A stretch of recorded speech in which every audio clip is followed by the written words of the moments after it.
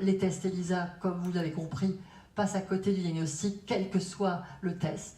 Ils sont d'ailleurs critiqués dans le monde entier, sauf en France. Hein. En France, on continue à imposer ce test comme test de dépistage, alors qu'on passe à côté dans 8 cas sur 10. Donc, il faut bien savoir que vous, en tant que patient ou parent, ou etc., vous avez le droit de demander un autre test qui, lui, ne passe pas dans 8 cas sur 10 à côté du diagnostic, mais vous avez le droit de demander au labo ce qu'on appelle un Western blot. Mais là, il ne faut pas se tromper de Western blot parce qu'il y en a des bons et des mauvais.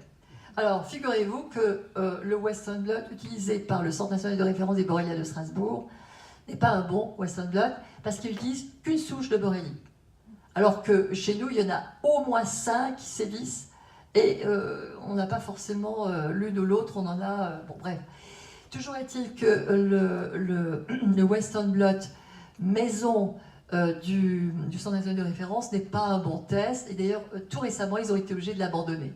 Donc, ils ont été obligés de choisir un bon test entre celui que j'utilisais, qui est un très bon test qu'on appelle Biocinex. Hein, c'est un très bon test qui est très sensible et que même le Centre national de référence des borrélias a reconnu comme étant le plus spécifique.